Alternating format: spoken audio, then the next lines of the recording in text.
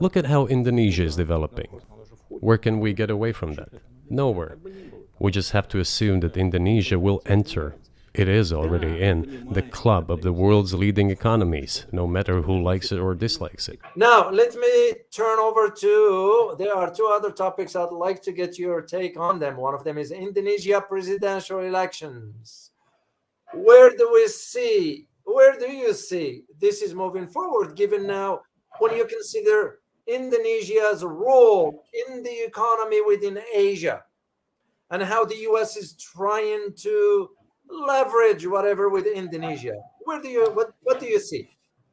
Well, so not many people talk about Indonesia, right? I know. Even though Indonesia is the fourth most populous country in the world, right? The top two is China and India. Number three is United States, and number four is Indonesia. Not a lot of people don't even realize that. A lot of people don't realize how big Indonesia is. If you superimpose a map of Indonesia onto Europe, Indonesia will stretch from the city of London all the way to the border of Afghanistan. That's how big Indonesia is.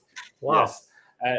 Because the Mercator projection, which makes the northern part of the globe super big, it makes Greenland looks like a continent. So because Indonesia is on the equator, so it looks small, but you actually, like it's the big. True size of Indonesia is actually quite large.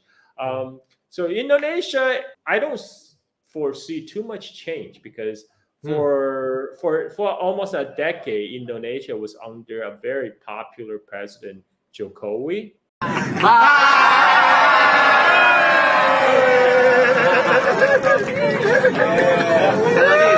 Sekali lagi, Pak.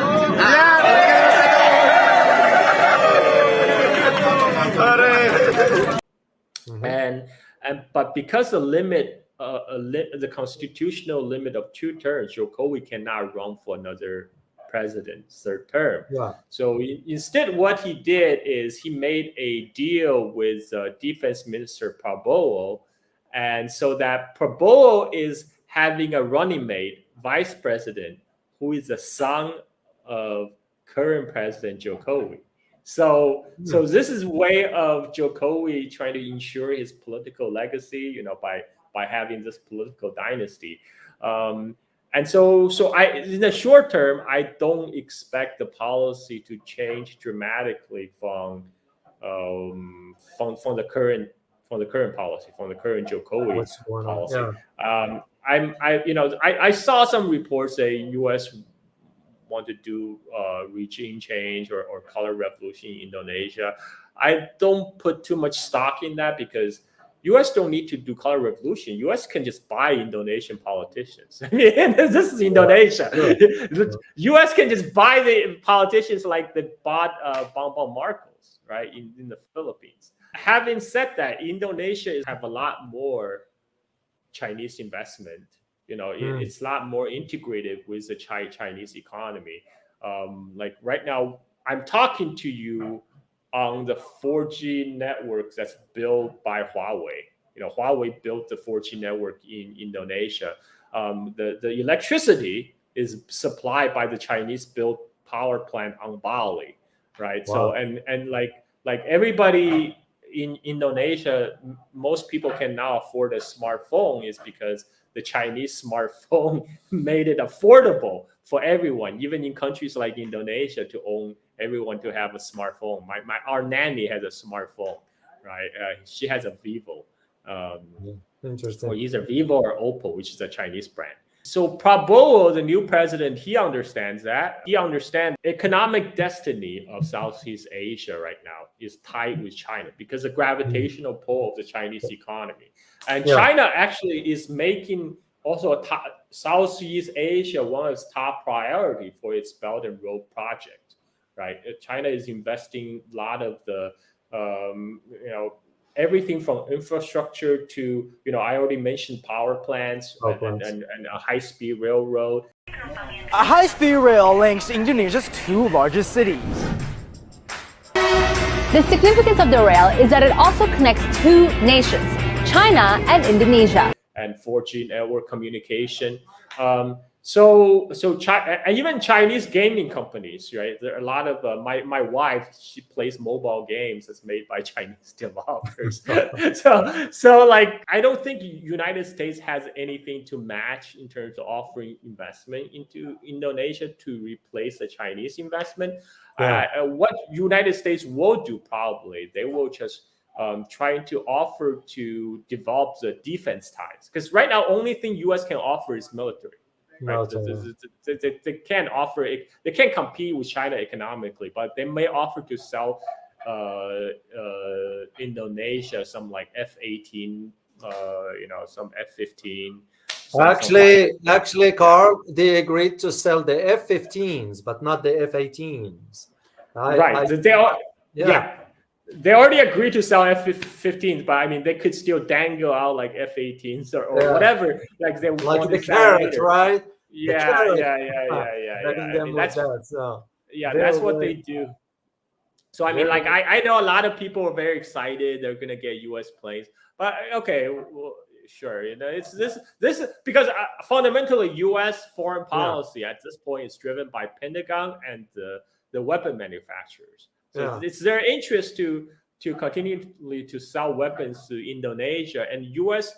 military does have a close tie with the Indonesian military ever since the Cold War, right? The Indonesian army officers were trained in United States, and this is how CIA were able to help the coup in the 1960s in Indonesia. So now currently under Jokowi, Indonesia's foreign policy is very friendly toward China, and I don't expect it like a 180-degree change like Bongbong Marcos. Just because Philippines is a bit special case because Philippines has it was a U.S. colony for so long. It has it hasn't pulled itself away from the U.S. orbit yet. But Indonesia is more independent state, more like India, right?